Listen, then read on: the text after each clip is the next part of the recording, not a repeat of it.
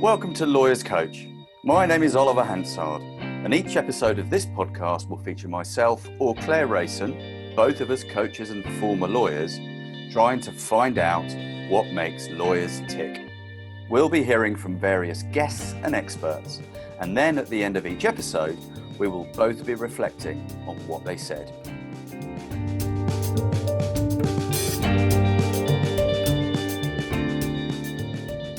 In this episode, Claire speaks to Manu Kanwar, who is founder of LexSolutions. Manu is passionate about bringing well-being and culture to the fore in the legal profession.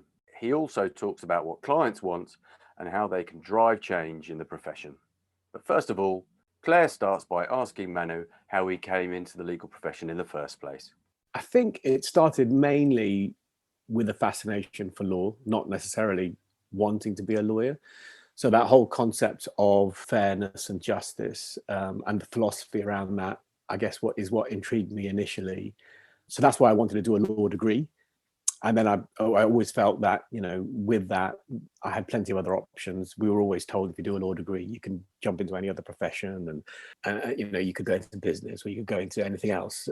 So I didn't want to pigeonhole myself and say I wanted to be a lawyer. But then in the second year of university, everyone's applying for jobs and you just think, oh, what? So I'm supposed to do that now? And then before you know it, you're on that treadmill.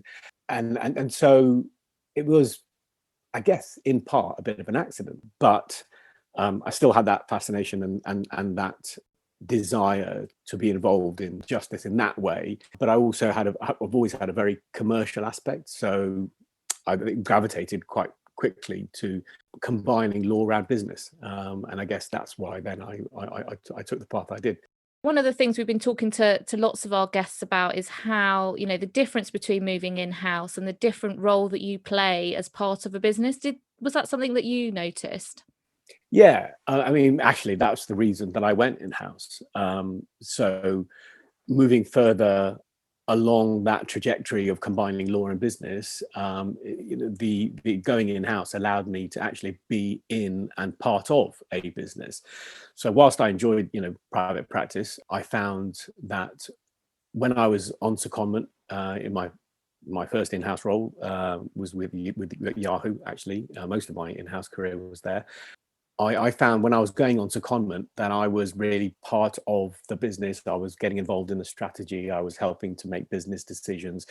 I could see my input having an immediate effect on the deals, and I could see them right through. Whereas when I was working in private practice, you give the advice, you don't know whether it's actually implemented or not. You don't know what impact it's having. You don't know whether it's helped, frankly, until you hear from your client the next time they need help with another deal or something else. With the buzz of being involved in lots and lots of different things, as well as seeing directly the impact that you're having on the business, really excited me. So, it was quite a natural then progression to turn one of my secondments into a transition, which is what I then did. So when you were at Yahoo's a business that grew quite a lot quite quickly. Were you at Yahoo through that period of fast growth? Yeah, it was post IPO, but still a lot of growth and relatively early, I guess, in its journey. So saw a lot of the growth, and then after that, a lot of the pivots and the ups and downs. While it sort of lost its identity or tried to figure out whether it was a media company or a technology company and so on. So saw lots and lots of changes from a business perspective, both good in the early days and then more existential and self-reflectory, I guess, in the last few years that I was there. We've spoken about strategy, and did you feel as an in-house lawyer you were part of that growth and part of that trajectory and had a role to play? Yeah, absolutely. And again, that's one of the things that really attracted me, to join and to go in-house. When I first started, the team in London and Europe was relatively small, so we were doing lots and lots of things. We had lots of autonomy, so we were involved in the deals, the ideas, and everything else, and the ways in which we would grow in Europe, and then slowly more and more decision making went to the US as the company grew a lot bigger, and so autonomy in that sense was probably more limited, but or no, let me say the creativity for the different types of deals was probably a bit more limited, but we still had to be very much part of the business. My role was head of commercial, so all the revenue generating parts of Yahoo for the region initially, and then in my last few years I was also head of corporate. Now those were the few years when Yahoo was changing a lot, and we'd had, I think, 7 CEOs in the space of 5 years, including a couple of interims. So there were lots and lots of changes.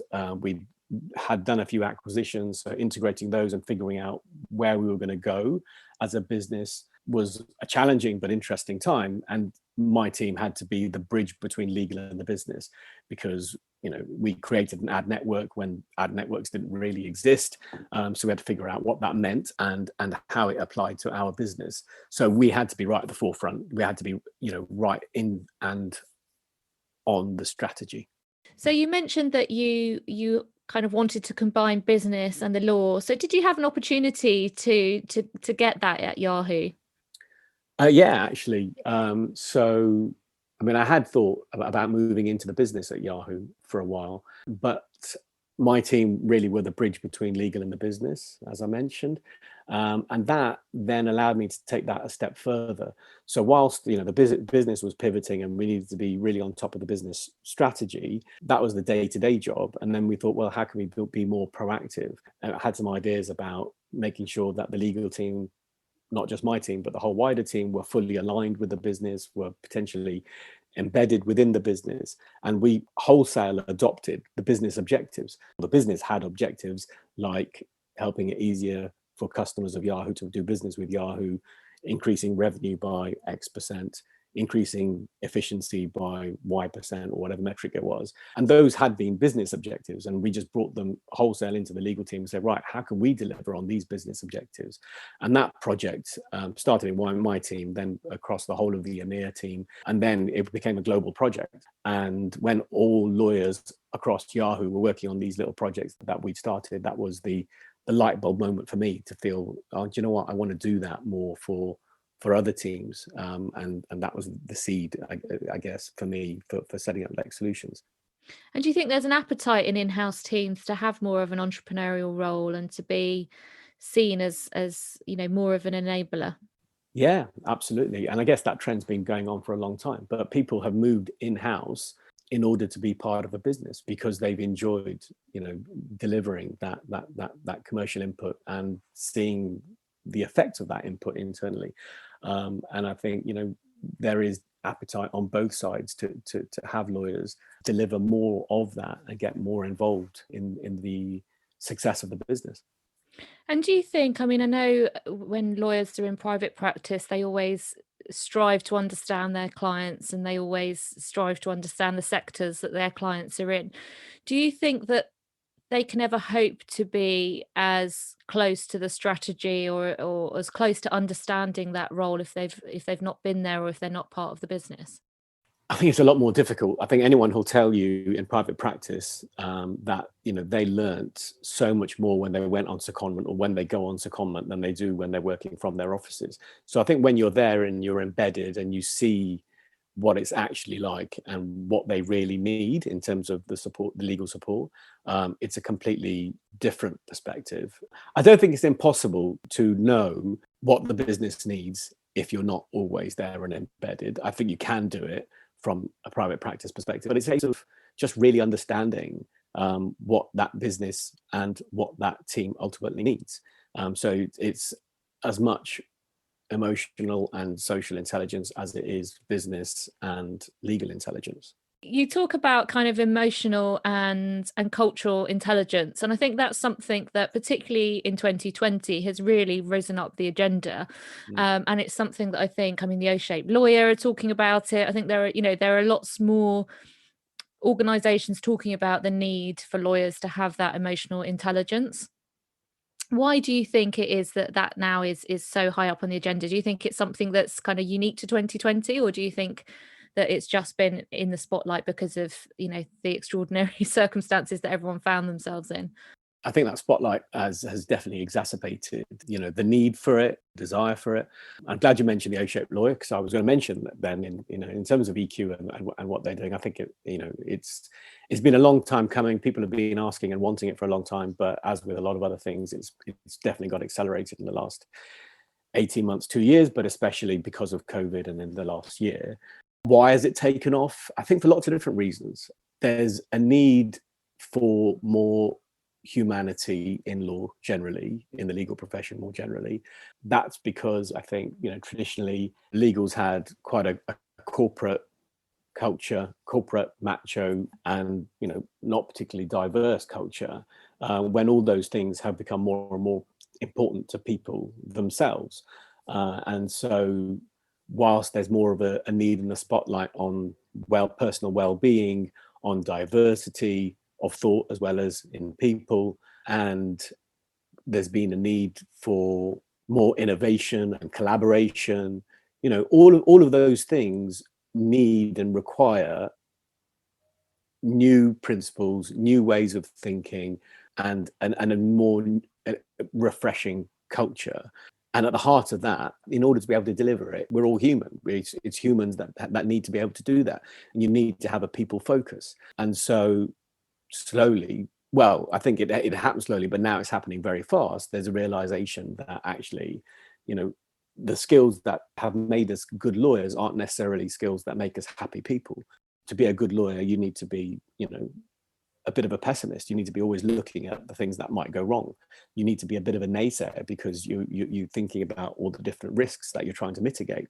You need to be a perfectionist because you don't want to make any mistakes in the contract. So all of those things make us good lawyers, but don't make us necessarily happy or collaborative. And I think now we realize that there's definitely a disadvantage, a massive disadvantage to us personally, to the motivation of the teams that we're leading, and therefore the engagement of those teams, and ultimately the ability for those businesses to thrive and make an impact. And it's coming from all sides. It's coming from customers, it's coming from people who have been challenged in the profession, it's coming from people coming into the profession. That's why I think there's a big movement that now is thankfully taking place, and I hope that momentum continues and we really take advantage of that. One thing that, I've noticed is that clients are really pushing law firms to deliver on more than just legal services. So, the O-shaped lawyer is really pushing in terms of you need to have other skills. You need lawyers who are emotionally intelligent as well as technically competent. With regards to diversity, there are lots of companies now that are saying to their law firms as another supplier on their list that, you need to be able to deliver me a diverse team, a cognitively diverse as well as a demographically diverse team. But there seems to me to be a tension when we start to think about well-being, because if clients are, saying, and I've heard, we had on the last series, Susan Lamb, who's doing so much for in-house teams and making sure that well-being is really high up the agenda. And there's a recognition that we want lawyers to be rested, because actually we recognise that they don't do their best work at 3 a.m, having, pulled an all-nighter the night before. But actually the work needs to be done. If it's a deal that needs to be over the line, that's part and parcel. And law firms want to be able to deliver. So how do you think that tension can be resolved? Or is it something that's just there and people just have to recognise that that's just something that isn't going to change? People definitely want it to change, and it will change, but it needs largely to be client-led, customer-led. Law firms will do what their customers want, ultimately, what their customers need. So, to the extent that, as you say, law firms are, asking of their panel firms to provide, diversity. And more recently, there have been law firms that have been asked by their clients to demonstrate O-shaped values. There are other clients that have asked their law firms to sign up to the Mindful Business Charter. And that was signed up. I mean, that was actually created by some initial founder law firms as well as their clients. But I think it comes from clients saying, we get that we have up until now contributed to this. We've colluded in this because we have dumped deals on you on a Friday night and expected them to get done by Monday morning. Now, part of that is because, the in-house teams are under so much pressure internally themselves. So there also needs to be some kind of understanding and empathy from the business that is asking their internal lawyers to do something, I guess, which is either challenging or unreasonable. But what we can do ourselves, as a legal profession, is come together to say, right, this hasn't been good for us for lots of different reasons. And actually the opportunity going forwards is so much better if we are more rounded, healthy, well-being, happy, creative, innovative bunch of people. And there's lots of different ways that we can do that. So the longevity and the diversity and the health, both financial as well as physical as well as mental, of the profession and its participants, is going to depend on that. And so we come together and say, right, let's do things differently going forwards. And I think that, as I say, is starting to happen through projects like O-Shaped Lawyer, Bionic Lawyer, and the Mindful Business Charter, just to name three. Okay. And you mentioned doing things differently. So I'm going to ask you a question about what you would like to see done differently with regards well-being and culture. Up until now, a lot of people talk about diversity, culture, and well-being, and largely tick boxes. I don't think it's naive. I think some of it is just because we don't really know what's going to really work, so we will do what we think is going to work. And I think the outcome of that sometimes has been more tick box led. And I think what I'd love to see is more concrete changes, some more concrete solutions, and applying different types of thinking to these same problems that we've had up until now. And in relation to well-being and culture, to bring it really to the fore, because it's the culture that's going to drive everything else. So, we talk about the fact that we help, clients on a day-to-day work, as well as on innovation, as well as on culture. But, more increasingly over the last 18 months, I've realized how important that cultural aspect is. So bringing that right to the fore in everything else that we do. And the culture is something that you can design, that you can monitor, that you can maintain, but not that you can, that you should, that you need to. So I'm training also now as a systems coach to bring into the collaboration and the alignment work that we do, but also to be able to understand and design culture, whether it's for a team or whether it's for an organization, in a way that is more mindful and ultimately productive.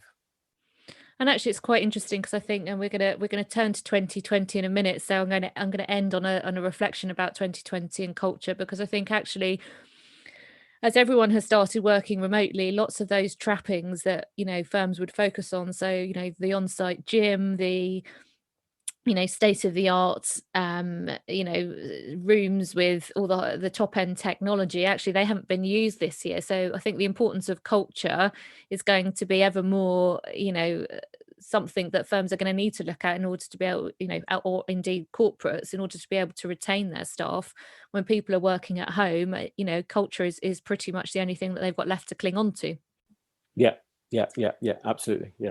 So I said I'm going to move on to 2020, and and I think actually the focus on culture has been one of the positives of 2020. I know there haven't all been positive things in 2020, but reflecting on other positives, what for you are the other keepers of 2020? I suppose related to culture is the increase in trust. So is the fact that people can work from where they want and are able to, and that they will just get on with it.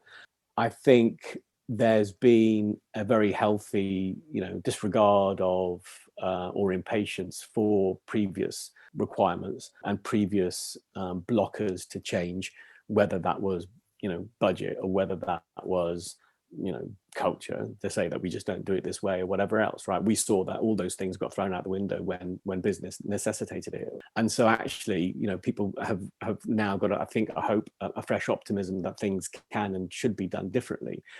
Keeping that momentum, keeping that philosophy into 21 and beyond, because 21 at the moment is pretty much the same as 20, is probably what I really hope for most. And I know that you advise firms on strategy, and part of that is legal tech. One of the reflections that I've had, and I'd be interested to hear your take on it, is that I think, law firms in particular, which is what I know well, tend to gravitate towards technology which has legal at the front. So, a CRM system that's been built for a law firm has got advantages over the leading CRM system for other organizations. But one of the things this year has done is it's meant that law firms and corporates have had to use technology that perhaps they would never have considered before. Zoom, Google Docs, all of this that pre-existed 2020 but seems to have taken on a whole new life in 2020. Do you think that trend is going to continue in terms of legal teams, law firms looking at technology in a different way and perhaps entertaining technology that isn't just made for law? I think people realize that they need to use the best tool for the job. And that is often in cases a tool that's being tried and tested and used elsewhere in other professions, in other businesses. And also when you're talking about, in-house teams, it's often tools that are already being used within their business, but perhaps in other departments. So yeah, I think that will change. I would also add though that, legal technology is not always the answer, and often it should be the last part of the puzzle. There are lots of other things that we would be looking at, and teams should be looking at before they embark on a legal tech journey. It's about understanding what your process is, where your inefficiencies are, and ultimately what your problems are, and then looking to solve those problems, improve your process, and innovate. Or in those things to get the quick wins, and then look at the technology that can help optimize it. Otherwise, if you start looking at legal tech first, you're definitely putting the cart before the horse. And you mentioned efficiency there, and I think something else that's really gathered pace this year is contract optimization and making the whole process of contracting more efficient.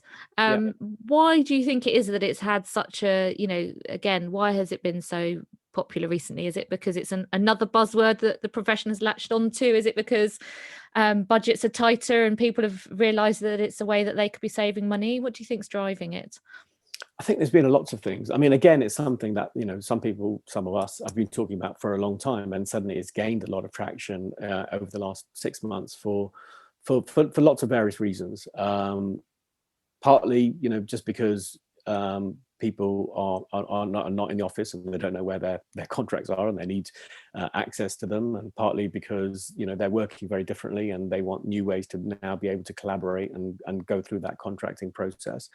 But I think most importantly, because the contracts are the lifeblood of every business. They are the modules by which the business transacts and ultimately makes money. And for that process to be inefficient or to be painful for either for the internal stakeholders or for the partners, third parties, customers that are involved in it, is detrimental to the health of that business and to the motivation of the people that are involved in it. So what we would always want to do is to be able to make sure that the whole process is optimized for efficiency, for simplicity, but also for building relationships.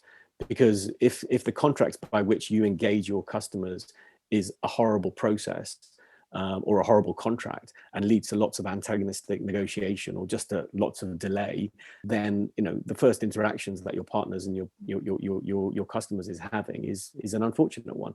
Whereas what you want to do is have a process by which you can engage and infuse everybody involved, because then you build stronger relationships in the longer term. And another example of that, humanizing the law that you were talking about earlier. Yeah, absolutely. I think, as I say, I think all roads lead back to humanity. And in terms of kind of what's next, because I think 2020 has accelerated lots of trends that were perhaps bubbling away in the background. What do you think's next for the legal profession? I'm building on what we've talked about earlier, right? So, being more human, having a more diverse, innovative, fun culture, being more collaborative. I think those things are happening. Certainly, we've been talking about it for a long time. Now it looks like and feels like it's happening. I hope that momentum really continues, so we see some lasting change, some real change. And then on the back of that, in terms of more tangibles, I don't see that we'll be going back, to offices in the way that we did. I think, this year is going to be very much a stop-start, in and out, and then probably end of 21, 22, we will see hopefully back to what then will be the new normal, which I think will be hybrid working. So, we'll have smaller offices. People won't be going into the office every day. We'll have to be thinking about, well, who goes in, when do they go in? And then how do we work? How do we operate in that kind of hybrid environment? How do we thrive in that environment? Actually, we've called it high flying in hybrid, because ultimately it gives us a lot of opportunity that, if we design it properly, could be really fulfilling for the participants as well as for business. It's going to be a case of thinking about what decisions can happen by meetings and what decisions can happen differently. So it's going to be a new, different way of working, a new, different culture through which we want to make sure that people are engaged, motivated, and productive. But at the same time, we can't just move from the way that we're working now to a hybrid environment. You can't just move all meetings online and have like 8 meetings a day, as you might have done if you were in the office. So we need to start thinking about, well, which decisions is it appropriate to have a meeting for? We've complained for a long time about the fact that there are too many unnecessary meetings. So I think one thing that hopefully will happen in the future is that meetings are more thoughtfully curated and required. And so some decisions will have a meeting, some decisions will happen differently, with less synchronicity of everybody involved at the same time, and that means people can input in their own time and space. And the meetings themselves will be different. Some meetings will be all in the office, and some meetings will be with some people at home, but then how do you make sure that there's engagement there? And some meetings, even when everyone is involved and some people are in different places, they'll be run differently. So it's just thinking about how we can really thrive in that new environment. And do you think that, I mean, there's again been lots of challenger firms this year, and firms that have been, I mean, there's been, a wave, I think, ever since Lawyers on Demand came on the scene of different challenger firms to the traditional. Do you think we're going to see new different models coming up in the years to come? Yeah, I think so. And they'll be coming from different directions. So at the top, you've got the big four moving into legal, more strongly into legal and consulting. They've been doing that for a while. That will continue. And yeah, as you said, there've been lots of new challenger firms, smaller boutiques doing different things, whether it's legal technology, whether it's legal design, whether it's providing more of an external in-house type environment. And I think we will see more of that, because there are a lot of people who now have seen and enjoyed working more flexibly, working more remotely. So lifestyles become more important. And then how do they combine the lifestyles they want with the types of work that they want to do and the types of contribution they want to make? And so that will lead naturally to more options, more boutiques, and different types of services. And clients open to working with different types of firms now too. Yeah, definitely. I mean, I think clients are still, I guess, some clients don't know what's out there.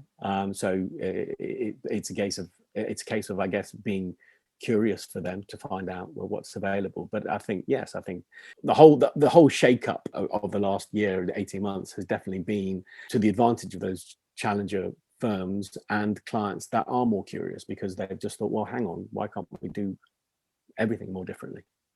And what's next for LexSolutions? Interesting. So I think, I think it's basically doing more of what we've been doing already, and thinking more about the culture aspect. So we've been doing the day-to-day support, we've been doing the innovation, and whilst we have been doing culture more anecdotally, I think we're going to be doing more culture and coaching going forwards to really optimize teams in terms of alignment, collaboration, productivity, but also in terms of having a well-designed and optimal culture. Manu, it's been really lovely chatting to you today. Thank you very much for your time. Thanks for having me, Claire. I really enjoyed it. That was Claire Rayson talking to Manu Kanwar, founder of LexSolutions. Claire joins me now. Claire, what stuck out for you during that conversation? So I think I've been reflecting on the fact that we've come to the end of this series, and that I think the one thing that has bound all of our guests together is perhaps something that we saw in the series we covered last year, and that's that idea of humanizing the law. And Manu speaks about it, and our other guests have spoken about it. And I think that for me was my one big takeaway this time. Yeah, he talks about emotional and cultural intelligence as being key to the success of any lawyer, be that in-house or in private practice. Yeah, and I think there's been a real recognition, and it hasn't just started last year, I think, but there's been a real movement towards recognizing that lawyers need to be more than just technically excellent. And I think whilst that has been something that, for years and years, people have kind of recognized that that's the case, I think that perhaps what has been the big change in the past year is that clients have a part to play in that. So, Manu reflects there that, it's you can't expect your lawyer to perform at their best if you as client give them the work late on a Friday night and expect them to work over the weekend. So I think that there has been an increased recognition this year that clients have a part to play. It's not enough just to say we want our lawyers to be emotionally intelligent, but they too need to be emotionally intelligent. They need to empathize with the law firms that they're working with, and a real kind of two-way street in terms of getting a law firm with the culture that you want, but also as a client playing a part in making that culture that you want. That's right. And he talked about needing rounded, well, happy, creative and innovative lawyers. And if both their clients and their organizations don't treat them well, that's not going to be the case. Yeah, and I think, another interesting point there, and again, it's, reflective of something that came up in one of our past series. And that was around the different attributes that make a lawyer and how those attributes actually perhaps drive, perhaps aren't the best in terms of well-being and culture. So he spoke about the lawyer being someone who's quite pessimistic, about being someone who's a perfectionist, all of those traits that perhaps make you quite a good lawyer, but don't necessarily foster a culture of well-being and a culture where everyone wants to be. And he used a really good phrase. He used that O-shaped values, obviously referring to the O-shaped lawyer movement. And that could almost become part of the legal vernacular, those values. That's quite an optimistic position to take, I felt. Yeah, absolutely. And as I said, I mean, I think again, when we started planning this series together and we were thinking about Law 2.0, I think we perhaps thought that human side was going to come out. But I know when we were discussing the series, we were thinking about, well, what's the impact this year been on technology? What's going to happen to legal tech? There are a few buzzwords in 2020. So contract optimization, something that we spoke about with Manu. But interesting how despite all of these new trends, despite all of this technology and innovation, actually it does keep coming back to the people.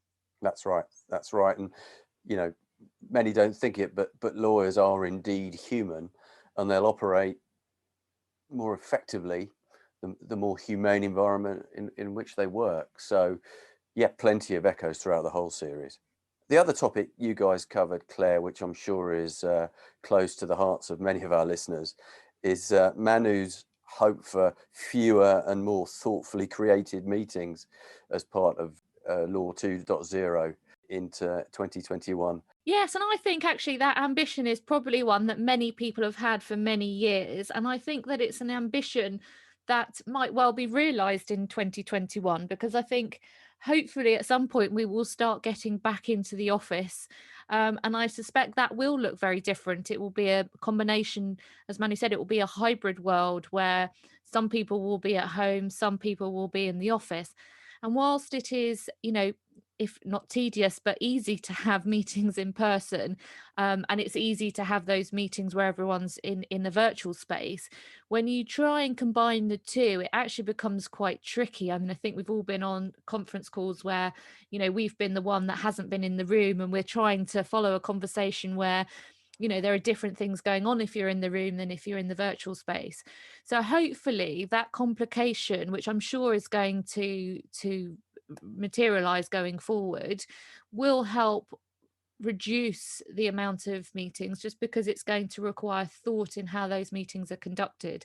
And hopefully part of that thinking will be, well, actually, do we need this meeting in the first place?